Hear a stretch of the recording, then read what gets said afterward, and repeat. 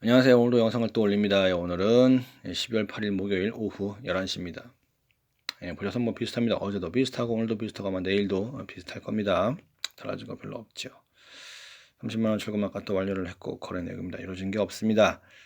지금 오늘은 뭐 카바, 웨이브 뭐 이런 것들 뭐 뉴스사이퍼 이런 유의정 받은 코인들 좀 움직였습니다. 아마도 이제 위믹스 사태 때문에 상패가 되지 않을까, 또 상패가 되면 또 어떤 그 상패 빔이 나오지 않을까 싶어가지고 은근히 또 사람들이 기대를 했나 봐요. 뭐 별로 달라진 건 없는 것 같은데 그렇습니다.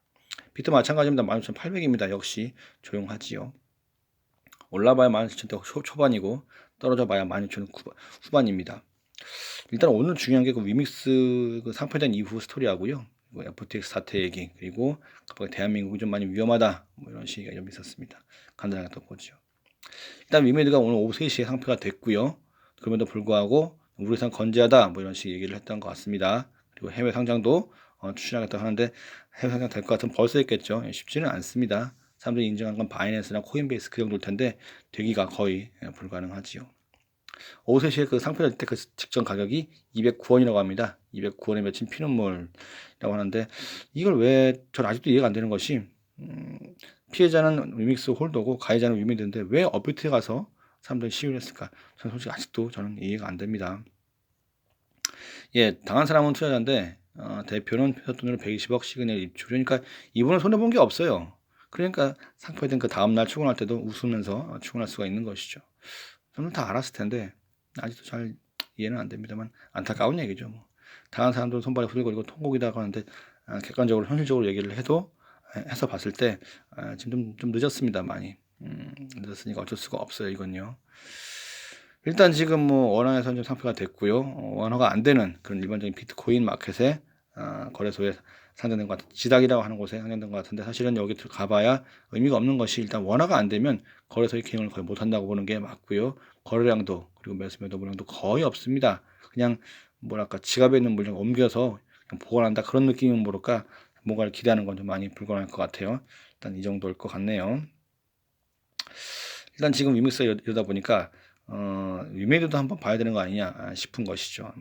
위메이드가 위믹스 어떤 그 거기에 대해서 잘못된 정보를 공시한 거 아니냐 뭐 이런 식으로 회사까지도 볼 수 있다는데 저는 보는 게 맞다고 봐요.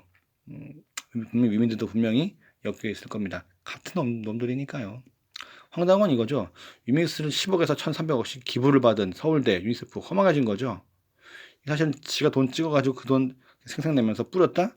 그건 100% 사기꾼들이 하는 행동들이에요. 그러니까 이걸 보고 어떤 사람인지 우리는 알아서야 됩니다.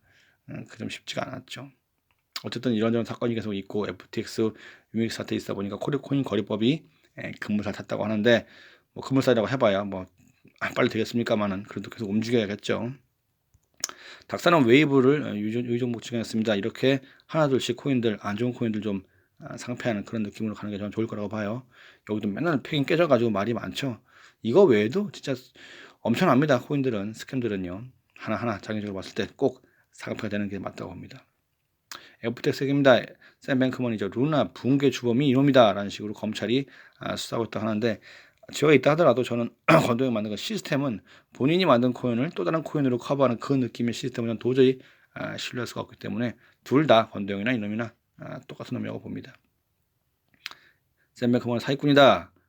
사용자를 속인 내부 정도 갖고 있다라고 얘기를 하니까 똑같은 놈이고 굉장히 좀 안 좋은 질이 아주 안 좋은 놈이죠.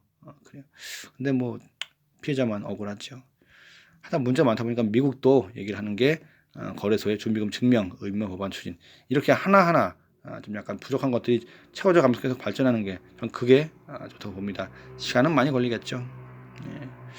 이더리움 증권 아니냐 이런 식이가 있습니다. 이제 그 포스로 전환하고 나서 이런 식으로 분리될 수도 있다 얘기를 하는 것 같은데 뭐 그럴 수도 있겠죠.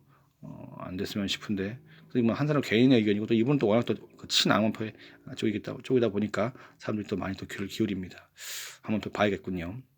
일단 분위기는 안 좋습니다. GBTC 최저의 상황입니다. 마이너스 47.2%. 아휴 엄청나군요. 좀 많이 문제가 될 것 같기도 하고 뭐 그렇습니다. 각오를 해야 될지도 모르겠어요. 캐나다 최대 연기금 여기는 지금 암호화폐 쪽 손 떼기로 했습니다. 아무래도 지금 상황에 어떤 기관이나 이런 식의 공적인 그런 곳들은 코인판에 들어오기가 아마 어려울 겁니다. 왜냐하면 계속 손해 보니까 뭐라고 할 수가 없겠죠. 개인은 또 모르죠. 더 마르스라고 전 처음 들어보는데요. 여기에 상장시켜 보려고 여기 대표가 이제 그 거래소한테 직원인 거 확인을 하고 유동화 물량을 줬는데 그게 사기였더라 그래가지고 많이 털렸다는 얘기입니다. 이렇게 다 당합니다. 참 그런 상황이죠. 국내 기업은 지금 한국은행이 얘기하기를 경제 성장률이 낮아져도 그 금리 인상은 계속 이어간다고 하니까 영끌하셨거나 아니면 이제 대출 많이 받으신 분들은 특히나 좀 많이 위험할 것 같은데 잘 대응을 해야 될 것 같습니다. 어쨌든 본인이 받은 거니까 책임을 져야겠죠.